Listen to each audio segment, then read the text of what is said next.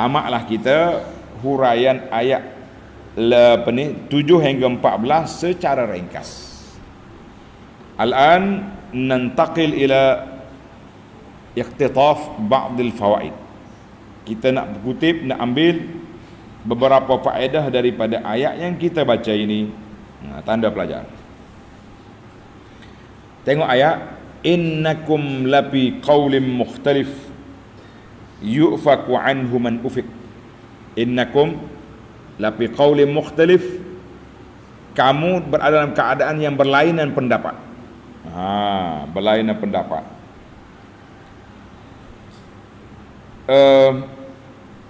Kata di para ulama tadabbur, dia kata al-kufar bil anbiya. Puak-puak kafir dengan nabi ni, adat merekanya antaqula kullu ta'ifatin, setiap kumpulan itu akan buat tuduhan kepada nabi mereka. Tuduhan ini yang bercanggah sama-sama dia. Bercanggah sama-sama dia. Tengok, puak-puak ahlul kitab, Yahudi kata apa kepada Isa? Dia kata budak tak betul. Tak? Mari Nasara pula, dia kata apa? Anak Tuhan. Jadi puak-puak dia tu mengarut, tak tahulah ke mana. Yang buat tuduhan kepada Nabi SAW pula berbeza-beza. Ada kata gila, ada kata penyair. Jadi penyair dengan gila mana boleh sambung? Mana ada orang gila bercakap betul? Tak ada. Dan aqwalun mukhtalifatun batilatun. Jadi perkataan yang bercanggah-canggah puak dia tu. Ikhtilah di sini dipanggil ikhtilah mazmun. Ikhtilah yang dicela. Satu lagi ikhtilaf, tanda ni pelajar. Ada dipanggil ikhtilah tanawu'. Ikhtilah yang pelbagai, itu menunjukkan keluasan agama, keluasan syarak. Tapi ikhtilah yang berlawan, tidak. Allah Ta'ala sebut dalam surah Hud ayat 118, wala yazaluna mukhtalifin illa man rahima rabbuk. Manusia ini sentiasa berkelahi, berbalah, kecuali orang yang diberi rahmat oleh Allah. Saya kata apa? Jadi pengikut-pengikut Ahlus Sunnah ni, kita satu je. Kita ikut apa yang dihurai oleh Nabi SAW, dibawa oleh para sahabat, dibawa oleh para ulama tabi'in dan ulama kibar, ulama yang besar-besar. Itu yang kita ikut. Tapi kalau mari yang kemudian, sama dia berkelahi juga. Ni ahli-ahli geng-geng tarekat dia panggil ni. Sama-sama dia berkelahi, berebut nak jadi khalifah, berebut. Allahul musta'an. Hak ni kata hak ni tak betul, hak ni kata tak betul. Dia sama-sama tak betul, berlaku payuh. Dia punya perjalanannya. Hak ni nak betul, hak ni nak betul sekali. Akhir kali habis ni pakar. Dia gomor, dia repuh belaka segala bidang ilmu. Ilmu hadis yang susah-susah Imam Bukhari, imam besar dalam bidang hadis pun dia repuh masuk. Dia kata hadis nak tahu sahih tak payah cek-cek sanad lah, kami pergi jumpa Nabi jadi selalu. Baik. Maknanya ayat ini mengatakan bahawa orang-orang yang lawan Nabi, mereka akan buat tuduhan yang pelbagai, sama-sama dia pun tak bersatu. Baik, kita pergi kepada ayat yang sama lagi. Was-sama'i zatil hubuki innakum lafi qaulin mukhtalif yu'faku anhu man ufik. Sama dia. Yu'faku, dipalingkan dari peserta orang-orang yang baik, ataupun dipalingkan daripada menerima itu orang yang tidak baik. Dua tafsiran. Ulama tadabbur kata al-haqqu la yanqudu ba'duhu ba'da. Yang benar itu tidak akan bercanggah sama-sama dia. Tak bercanggah. Bal yusaddiqu ba'duhu ba'da. Bahkan dia akan saling benar membenarkan. Saling membenarkan. Sebab itu kata di ulama, wa inna ma ulima bi ma'qulin sarih, maklumat yang kita terima daripada akal yang jelas, la yukhalifu qattu la khabarun sahihun, dia tidak akan bercanggah dengan dalil yang sahih. Makna kalau hadis sahih, akal yang betul tak akan berlawan. Tapi kalau akal kita ni tak betul, kita akan bercanggah dengan Quran, dengan sunnah Nabi SAW. Sama juga akal yang betul, dia tidak akan sama dengan hadis yang palsu. Hadis palsu pun jadi hadis juga, mana boleh? Tidak mungkin. Demikian juga ma'ulima bil hissi sahih, benda yang kita nampak depan mata kita yang jelas tidak akan bercanggah dengan akal yang betul. Contohnya, dua orang ni berjalan, kita kata budak ni ayah kepada orang tua tu, betul tak betul? Mana boleh anak jadi ayah kepada budak kecil, jadi ayah kepada orang tua? Tak mungkin. Itu dia panggil yukadzibuhul his. Maknanya alam nyata ni tak akan betul. Itu dia panggil. Walaupun orang itu kata nak betul, kecuali dengan cerita kambing dengan burung. Dengar dah, dua orang ni dia kelahi. Hak sore kata burung, sore kata kambing. Dia jalan bunyi perih dalam hutan. Burung tu kambing duk main burung kambing merah muka-muka dua orang. Tak lama terbang naik. Aku ayat dah burung, terbang apa dah kambing, nak kata apa? Itu dia panggil orang keras kepala lagu tu. Terbang apa kambing, terbang apa kambing juga, nak kata apa? Ini dia panggil, kadang-kadang kita nak berkeras dalam perkara yang telah didustai oleh perkara yang jelas depan mata. Jangan buat benda tu. Banyak cerita-cerita pelik ni yang kita baca. Bila kita siasat tengok, tak mungkin berlaku. Orang ni mati sebelum orang tu hidup. Nak kata apa? Macam orang kata, kenapa Imam Syafi'i tak berguru dengan Abu Hanifah?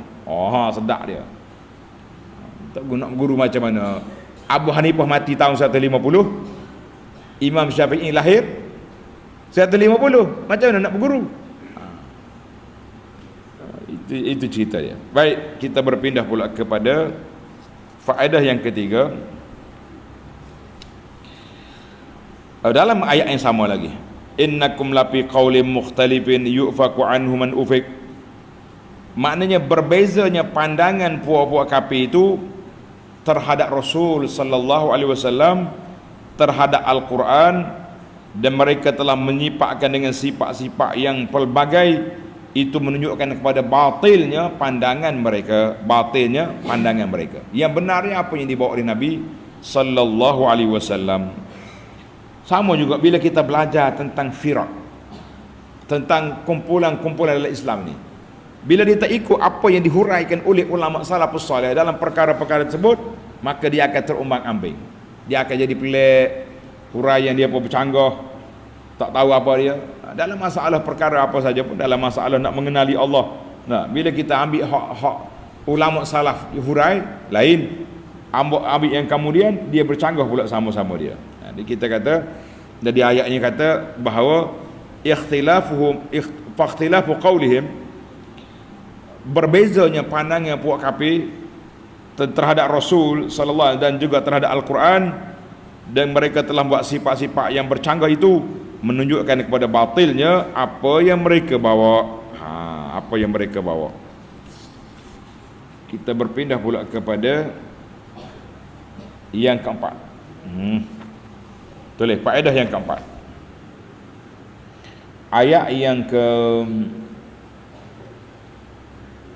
alladzina hum fi ghamratin sahun, ayat 11.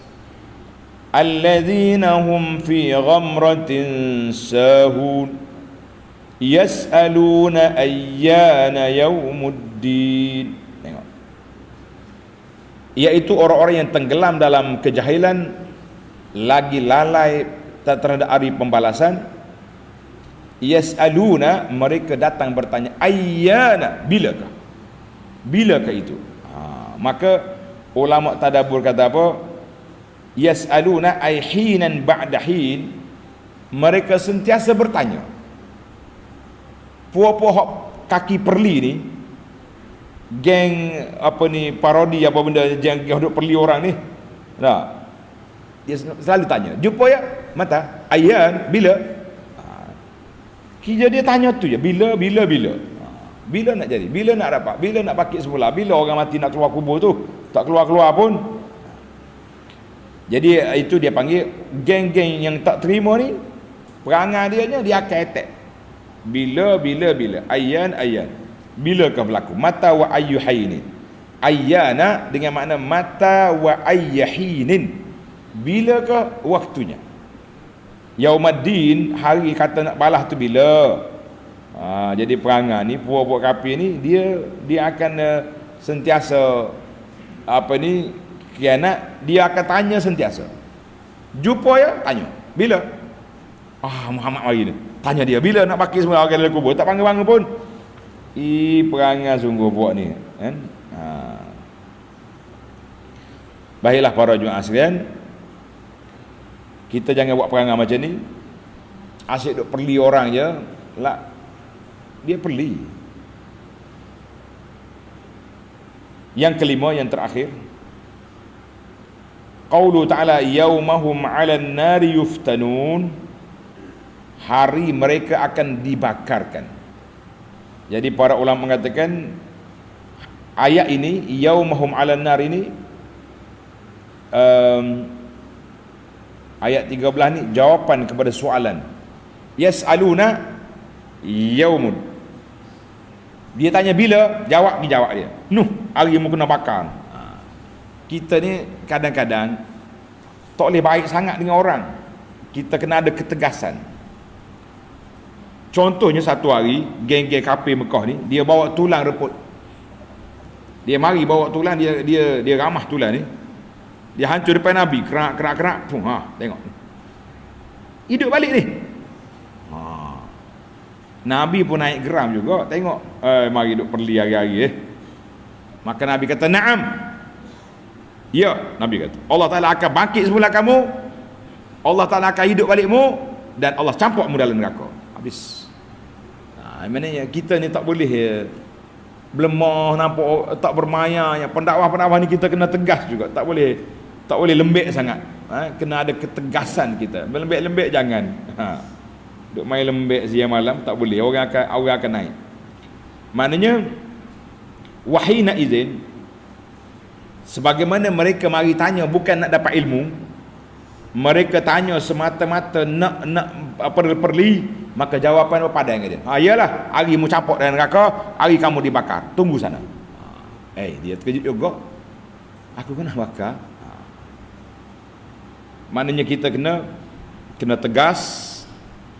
Jadi dalam ayat ini kata ulama bahasa, anna min itlaqil fitnah, di antara makna fitnah itu al-ihraq, kena bakar. Ada sebuah buku yang saya tulis, taklah tulis sangat, catatan kita, nama dia Tenang dengan Ujian. Tengok buku tu, Tenang dengan Ujian, kecil buku nota kecil. Dalam buku ni ana sebut ada beberapa makna fitnah, min ma'anil fitnah fil Quran. Kalau Quran sebut fitnatakum, fitnah tu makna apa? Jadi ada kata fitnah sini, dalam ayat ini makna fitnah di sini dengan mana bakar dengan api. Ada kata fitnah tu fitnah lah. Ada kata, dan macam-macam lagi makna. Banyak makna fitnah dalam Quran. Allah kata sebutkan, inna min azwajikum auladikum fitnah. Ada di kalangan isteri, anak kamu itu fitnah, mana ujian kepada kita. Kita kalau boleh anak hak baik-baik juruh, tenang. Tapi kalau boleh anak hak tenakal, isteri hak tak dengar kata, dia mikir, baiklah aku tak ada anak. Sebab itu ada setengah orang ni, bila dia tak dapat anak, sedih dia, mandul. Kita kata, pakcik, makcik, sabarlah. Allah uji kita tak ada anak, kita sabar, mungkin lebih baik daripada kita diberi anak tapi anak yang nakal. Buat apa? Dia pun tenang hati, boleh jadi juga. Kita ada anak dah ni, kalau nakal kena sabar, kena didik dia baik-baik, berdoa pada Allah Ta'ala. Jangan kata baik aku tak ada anak. La. Orang yang sudah ada anak tak boleh dia kata baik aku tak ada anak, sebab anak dah ada. Jadi kita kena lalui ujian ini dengan sabar, dengan berdoa kepada Allah Azza wa Jalla, dengan berusaha supaya Allah Ta'ala kembalikan mereka ke jalan yang diredainya. Jadi manusia ni begitulah, kata orang, sebagaimana orang main tahu ni layang-layang, layang-layang hak kecil dah, tak besar. Ni kan dia naik atas, kita pecu ikut, lama-lama kita tarik turun slow-slow. Begitulah orang ni, kadang-kadang dia lara, kita kembalikan dia ke paksi jalan, insya-Allah selamat. Itu di antara makna fitnah dalam Quran. Dalam yang biasa orang buat ceramah, al fitnatu asyaddu minal qatl. Fitnah itu lebih berat daripada membunuh. Dia pun marah kau. Ambil ayat Quran ini pasang kepada orang fitnah pada dia. Ayat Quran itu mana al-fitnah itu mana asyirk. Syirik itu fitnah, lebih berat daripada berlakunya peperangan dalam tanah haram. Jadi ayat Quran tu mesti dipahami dengan makna siyaqul ayat, bukan sepatah kata tu pakai duk ceramah belaka dah. Macam orang-orang ceramah pada musim-musim tertentu. Innallaha la yughayyiru ma biqaumin hatta yughayyiru ma bi. Allah Taala tak ubah mana-mana kaum sehingga kamu ubah. Kalau nak ubah projek kamu ni, ubah dia punya pilihan dalam musim-musim pemilihan. Pandang. Ayat Quran itu makna lain. Maknanya Allah Taala beri keamanan kepada kita, tapi kalau kamu buat maksiat, Allah akan ubah. Mari bencana. Baiklah para jemaah sekalian, setakat itu dulu. Makna ayat itu panjang. Boleh tengok dalam kitab apa tadi, tenang dengan ujian. Saya dah senarai ke itu makna fitnah dalam Al-Quran. Wallahu alam. InsyaAllah kita sambung lagi dalam siri akan datang, bermula ayat yang ke-15.